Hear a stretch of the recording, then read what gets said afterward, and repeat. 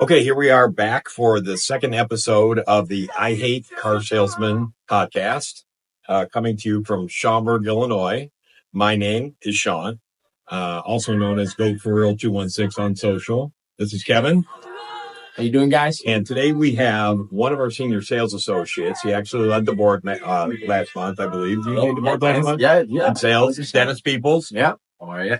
So Dennis is a tenured salesperson here at the facility, and I thought it would be good for us to have another Schaumburg Honda salesperson on here and give you guys a real good idea of what it's like as a sales associate, professional salesperson that sells a lot of cars, dealing with some of today's issues and challenges and successes in the car business in reference to sales specifically. So I wanted to start out by talking about one of the biggest problems, guys, that we have today in selling cars as a whole. One of the biggest challenges that we have and we come up with is negative equity. Right. You heard of negative equity recently? Of course. You heard of negative equity? Absolutely. Yeah. So for those who don't know, and I know we got a lot of non-car people out there, negative equity is the difference between what you owe on your trade and what it's worth.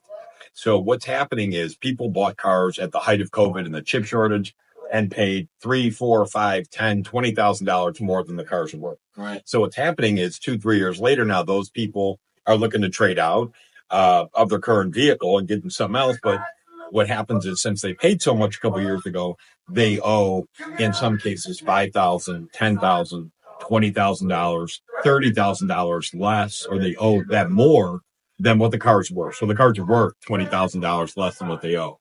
So so Dennis, I'm going to start with you. So what is the biggest amount of negative equity that you've come across here recently? 18,000. Jeez. What was that on? That was a luxury going into a Honda because they thought I'd lower my payment going into a Honda. Yeah. And basic math kind of prevails, and it doesn't work that way. Yeah. Situation. People get over their heads, over their skis. Right. In a luxury item that they can't afford, and something changes in their livelihood. Yeah. And they need to downgrade. And it's crazy. And Dennis, I mean, 18,000 is a lot, but certainly not the most that we hear about. You know, we're at a Honda store, but you know, if you're at a Mercedes store, I mean, if you're at a Lexus store, I mean, these people were paying 50,000 over MSRP. Mercedes. On Mercedes especially. So you're talking about people being flipped is what we call it, you know, $30,000, $40,000, $50,000. So like that $18,000 person, did you sell them a car? We did. They sold them a car. How'd that happen? It took a while because they were convinced that they were coming out of a luxury item and going down into a Honda, so their payment should reduce. Yeah, should. Right. I said you owe money on that car, so you don't really own that car right now. Right. And I think that's the biggest misconception, Kevin, is that when people go from a luxury item to, let's call it a Honda, you know, they think that they're going to lower their payment, but you know, for every $1,000 in negative equity they have, it costs about $20 a month. Yeah. So for those of you that are out there, honestly, it's $17 to $20 roughly, depending on your term and whatnot. But it can be really a truly scary situation. I mean, so if you're $20,000 flip, your payment is $400 just on the negative equity. Absolutely. That's before you buy another car. Mm-hmm. So they think that they're going to lower the payment, but in essence, when you have, let's even call it $10,000 negative equity, which I think you've come across a couple of those recently. Yeah, and just recently, I think the last two deals almost. I think one was maybe 8,000, the other one was 10,000. Sure, I know the one I worked with you was 10,000. Honestly, it's just sometimes people just don't take the best care of their car, and that little bit can really just turn into 10,000, 20,000. If Mercedes, a curb rash on a car could be $5,000. You know, you never know. And God forbid they're in a lease. Yeah, what if they're in a lease? That's even worse because, you know, if you're coming out of a lease, you've got a very high residual, you know, and again, if you're not taking care of your car and you're over on your miles, I mean, you feel bad for people. There's no way you can do it. It's the truth. Yeah. Honestly, it's almost hard not to feel bad for anybody because you want to put yourself in their shoes as a salesperson, you know, so it really can you can see someone almost like like they're almost lost, like in their eyes sometimes, or they just don't know how the situation works. So. Yeah, I mean, so go back to that $18,000 situation. I mean, Dennis, I know it's probably a long time ago or whatever, but what kind of car did that person buy? Do you remember? They went into a CRV. Okay. Any idea what the payment was on the CRV? They were paying roughly $850, and it went up to $1,100. And their trade-in was what kind of car? It was a Mercedes. It's just a damn C300 It or was something. yeah. It was Okay. So they went from a Benz to a Honda, and their payment went up $300 a month because of the negative equity. and they didn't have the best credit. Yeah, that's a killer. When you got the negative equity and a sub 650 credit score, Right. now you're tacking a rate on top of that negative equity. So that 200, that $20 a thousand, maybe that's 25 a thousand now. Right. I mean, it can just get out of hand. So it's crazy today that the public is not, I don't want to say it's the public's fault, but they're not educated enough to know, holy cow, I paid over MSRP for this car 2.5 years ago. And now I've got all this negative equity. They still come in here thinking I'm going to lower my payment. And, you got to be the bearer of bad news. Absolutely. And that's hard to overcome. And, I mean, you just have to be gentle about it and kind of coax them down. Yeah. The first excitement raises them up, and then you got to bring them down by now. Right. And the initial, Honda just being cheaper that's not how that works. No. With loans, obviously, you guys being in business much longer than I have, even me with being so short in the business, I've met people similar to my age who were just funding for them. So it's just almost scary. I feel bad for them too. It's kind of scary that nobody knows, the general population doesn't know, even with the information. It is. And that goes to, so something touching on having a gentleman like Dennis here, who's a seasoned salesperson, sells a lot of cars. One thing that I would say to his credit, and if you're a salesperson out there, listen close, because I will tell you that the best salespeople in the world do this.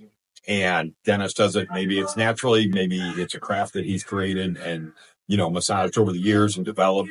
But the days of selling a car are over. Today, it's selling a relationship. You just happen to have a car as the item that you're going to do business with that person. But Dennis, would you agree that today, more than ever, selling a car is more about building a relationship with somebody, right? Because you're not doing the old school anymore, asking all those old school questions and, walking around and popping the hood. These people know the car better than we do. So, right. Absolutely. 100%. So, I mean, what do you do? Again, as a seasoned vet, somebody that we respect, you sell a lot of cars.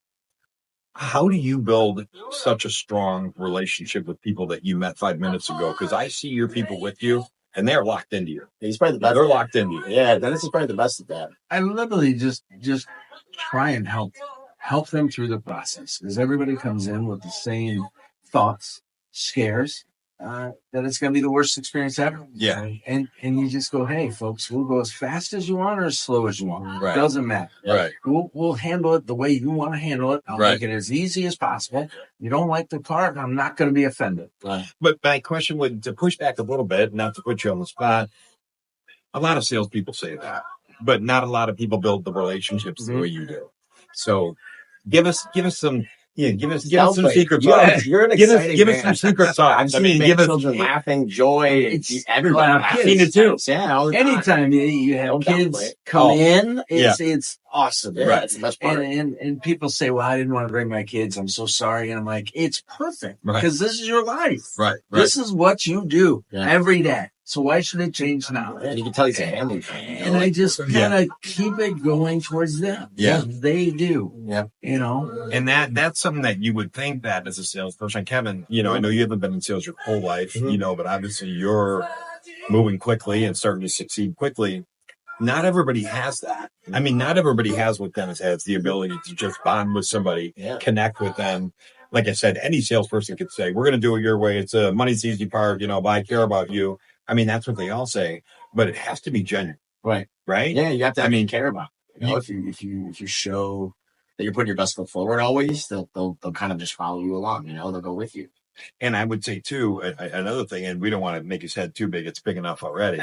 You know what I'm saying? But I will say that I have seen him deal with people that he doesn't sell a car to. Right.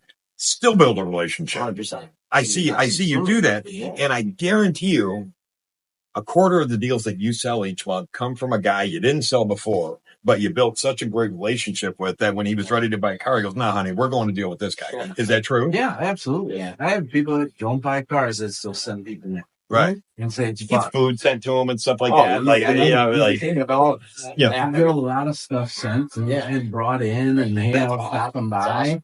Because I tell them point blank, there's a lot on this car. Bring it back anytime. Pull in, call me up, and I answer the phone. Yeah. And I become their friend. Yeah. And it works out in my benefit because I send more people in. That's not even negative. There's nothing malicious there at all. It works in your benefit because that's what you deserve to process. Well, I think people could sniff out when you're genuine. Right. You know, I think people can sniff that out. You know, we may think, that they believe us and they may be shaking their head smiling, but really when we walk away, if you haven't earned it, like he hasn't, like I watch you do, if you haven't truly earned it, you walk away. And if you were a fly on the wall, you'd see him talking to the wife like, hey, that guy is, you know what I mean? I'm like, you kind of, so they really can tell if you're being genuine or not. And that's what, car sales, in my opinion, today is all about. It's so much less about the car than it is about the relationship today. So I think that's one of the blessings that Dennis brings to the table that I think earns him a lot of money and income. Now, I wanted to talk about your history because I think that plays into it too. Tell us a little bit about your golf history. I ran facilities for 23 years and got out of that due to amount of hours. Yeah. So I got into this work, Car business? the car business. Right. So, like 4 hours, right? Right. For 40 hours a week. Yeah. I was working 100 hours a week. But you were never an owner operator, weren't you? Was that your own business or was that? I ran facilities. Okay, I got you. They weren't my facilities, but I ran facilities. So I Gotcha. managed facilities. You play a little golf too, can't you? I play a little bit. Yeah. I played a little bit. I used to be better, but I played a little bit. We all used to be better. That's great. But I think it's funny because the golf industry, I get on my videos, why do car salespeople wear golf shirts? First of all, most of us like to golf, but there's a direct connection between like being in the golf world and, believe it or not, and the car business, because like people do business trips that have business meetings at the golf, right? I mean, they do because it's such an easy way to build rapport. Absolutely. You're out there, it's right. There's nothing going on. You know what I mean? It's not like a restaurant or a bar or something like that. So I think that helps you in a way, being around that golf world. Absolutely. Because anybody that brings in guests to a golf course want to feel special. Yeah. In front of people they bring to. For sure. Same coming through this stuff. And that's kind of like the aura always there. Like you walk into a golf course, it's almost always beautiful. The grass almost like cut with scissors, Everybody's kind of always in a good mood. Mm-hmm. I used to golf a lot. I never went to a golf. I never showed up at the golf course and had the starter or the guy who took my money at the counter, like, be mean. Right. Or in a bad mood. Oh, yeah. He's like, I'm at a golf course. Right. Like, how bad is my life? Right. How bad is this? How bad could it be? Right. Yeah, well, it's usually summer and all that too, I guess. True. So nicer areas too. they're probably not as nice when it's snowing. Sure. You know what I mean? So I think there's a direct correlation between, like industries like golf and the car business. Or if it's not a direct correlation, it's an easy transition over. Right.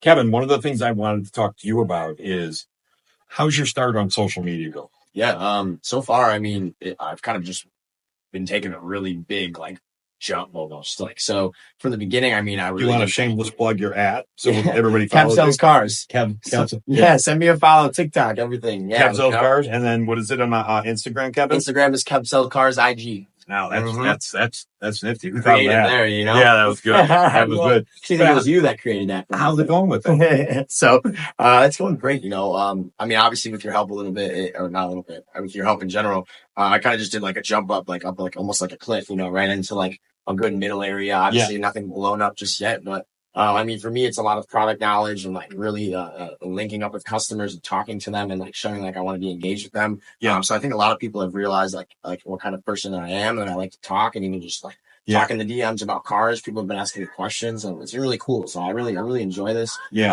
Podcast is really cool too. I mean, as you know, I like to talk, so that works out really well. He hasn't taken a breath in 40 seconds. Yeah. That's amazing. You could be like an underwater diver or something like that. A 6 minute. You don't need any breath. You don't need any breath. It just gives you another avenue. So it's fun though. It feels special. Yeah. Because they can reach somebody. It's fun. 100% on social. Yeah, is that what you're saying? Yeah. I mean, that's what I wanted to get to. Yeah. You're not posting enough. We've already had that conversation, but you are growing and you're getting engagement with people. And that's another thing. And I know Dennis is actually eager to get started. He wants to get started social too. Yeah. But it goes back to the relationship building thing that I'm talking about, guys. It's about building relationships. And social media today is like, how do you compare it to going to the Rotary Club back in the day, or wherever it is that you went, where you networked and met people, and tried to mine for car deals or for customers. Right. And the nice thing about social is you're not invading on anybody's space. You post a video. If they like it, and they follow you, and maybe they share and all this stuff. But social is where relationships start. I mean, not just talk about marriages. Oh, 100%. How many people you know that have met on social? A lot of like people on Facebook. In my generation, a lot. You know people who have met and ended up together off on Facebook. I was on Facebook, absolutely. Yeah, I mean, it happens. Well, I think you linked your Facebook to Tinder even too, so it's still. I wouldn't know anything about So, Tinder. well, that's my I don't know anything about that's that. my era. So that's where my era. That's right. Yeah. I don't know. I don't know. There's is there an over 50 Tinder? There might be actually. There probably is. I don't have Tinder. You can send me that link. Right. I don't have Tinder, but I'll have someone check that. Sure, he does. Just in case you want that, Yeah. No, but I mean, social media, guys. I mean, and Dennis is going to see, because his personality, he's got a winning personality. He's going to stand out on social. You're already starting to see it. But that goes back to the whole point is today selling cars is so much more about building a relationship. And, people getting to know you on their phone by scrolling, and they go, I like that guy. Yeah. I think I'd buy a car from that guy. Even if it's informational, funny, whatever it may be. 100%. Yeah. So it's at the same time, you get the negative equity thing against us today. So that's an uncool thing to be dealing with right now. But it's a reality. But it's a reality. And then you got the cool part, which is social, which, so it's a cool time to be in the car business. And the negative equity situation is such a hot topic with customers. And I think that people need to understand that we want to roll as little negative equity as possible. Do we not? Absolutely. Most of the time, negative equity for us is a bad thing. Right. We don't want to hear it either. We don't want to hear it, and we don't want to roll negative equity for you. It makes it a higher payment, which is tougher to close as a salesperson. But not just that. Like, we are giving more for trades to try to suck up some of that negative equity. So people are seeing extremely fair trade values right now, because as a used car director, I don't have a choice but to give you a lot for your car. You owe 30. If I only give you 15, the bank's not going to take the deal. I got to give you 20. Right. And when we've seen that too. Oh, yeah. So it's definitely affecting our ability to acquire cars for private owners. But I think Honda is a great brand to be dealing with that, because the banks love Honda, so, the product, so it'll give you good advances and stuff like that. Another thing I wanted to ask, Dennis, was, so for all the salespeople out there, and this podcast, is really, we're car guys at heart. Yes, I'm on social media and he's on social, and you're going to be, but at the end of the day, we're car salespeople, and we want to see other car salespeople succeed.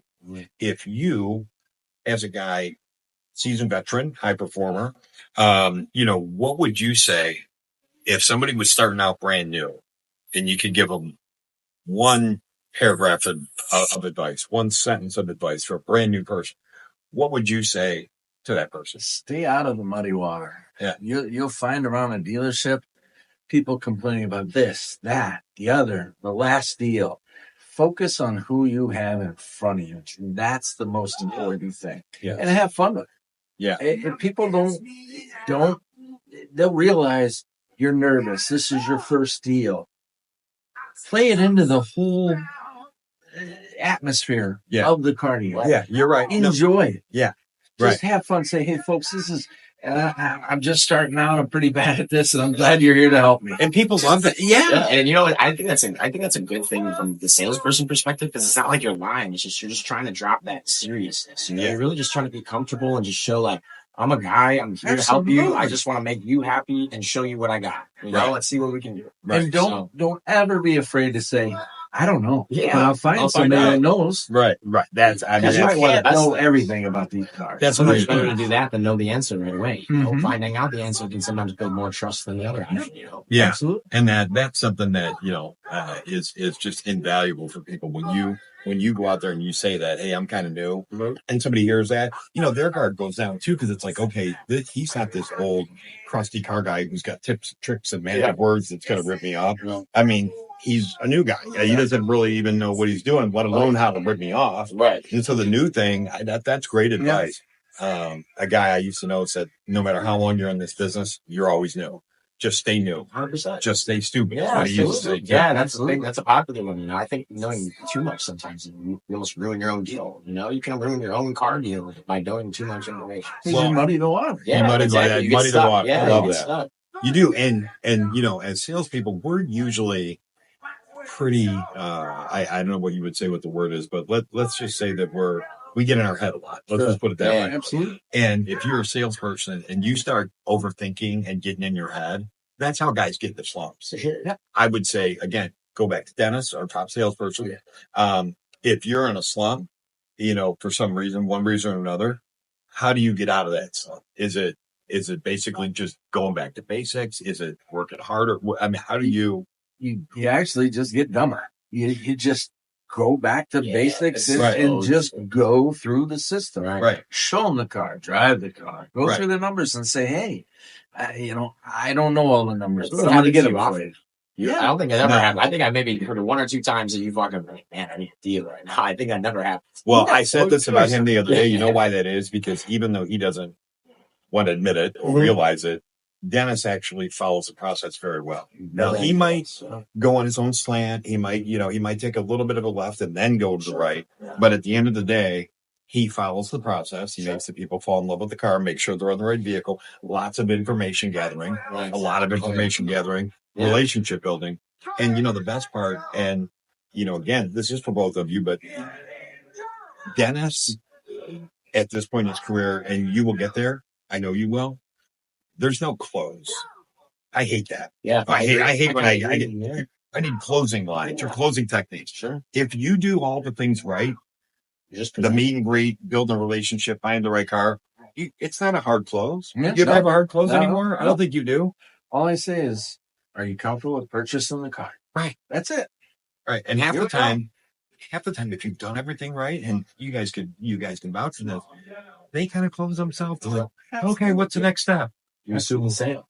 And they're, you know, like, oh, okay, I guess we're good. Right. You know what I mean? Yeah. So that's like number one thing they tell new people, right? Like assume the sale. Assume you're selling that person a car, you know, unless they truthfully tell you and they don't want to buy a car, then don't make them. But customers can sense that you want to sell the car. that's veracity.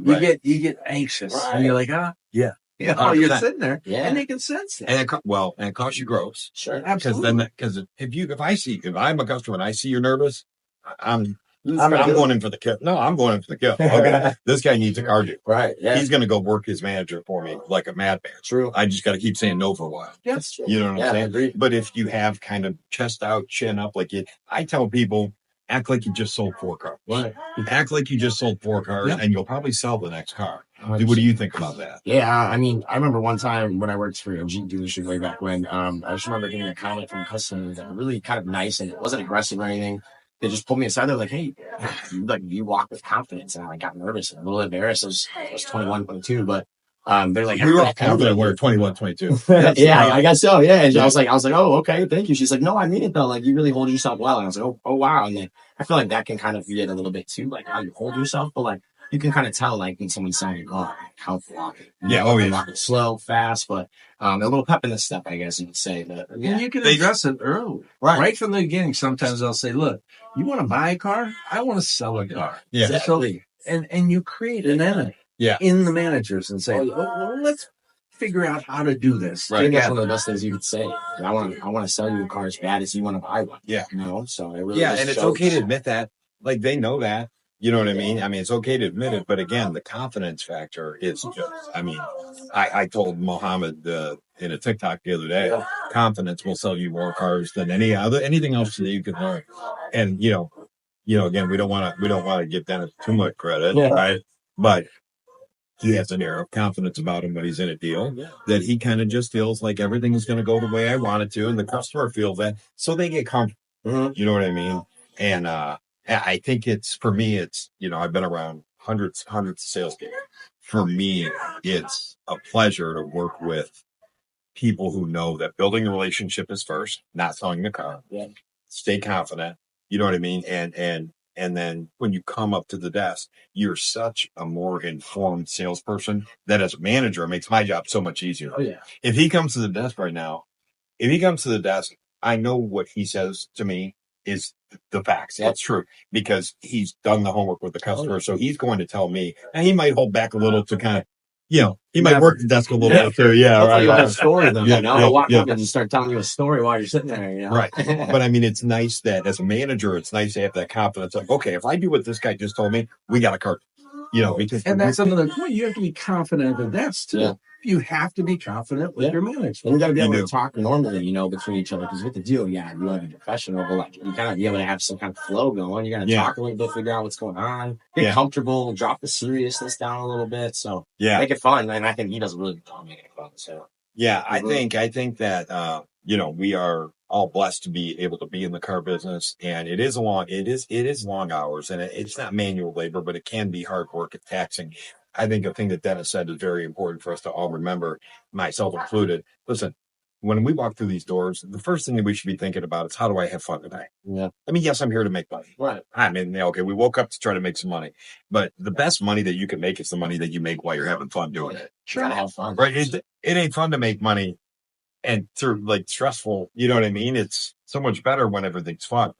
And I think that a lot of people out there, again, salespeople, if you're out there, and managers and owners, dealer principals, you have to create a culture of energy and fun and transparency. Yeah. And that's another thing that I watch Dennis do when he walks around and talks to everybody all day. It's always positive. It's always a little joke here and it's always a little snippet here. And that helps the entire culture of the store. Oh, yeah. I think Dennis walks in the store and he's got like a route when he goes and sits down. I think every person. Absolutely. The guy has talked to everybody in this store today. Oh, yeah. I promise you, at least once. Yeah, it's the best too. Everybody loves it. Even if it's a weird thing that he says, who knows? But whatever you get as the people that work here, it's funny. It's awesome. It makes you laugh. I don't know if somebody wants to buy me lunch or not. Yeah, right. But the funny thing is, and again, salespeople, if you're out there, I mean, if you don't, I gotta take my word for it. Go off of what what Dennis does. Yeah, because most car salespeople don't realize, they don't think about it. They might know it if they take time, but there's 5 to 10 car deals a month in this store. In every store, it's depending on the size of the store. Sure, there's 5 to 10 car deals a month within these walls. Oh yeah, and I watch him get a lot of those. Oh yeah, and that's from walking around, building the relationships, right? Sure. How many deals would you say you did last month? I mean, I know you did at least a handful, right? Probably 8. Internal. Did you do that many? 8 internal deals. Yeah.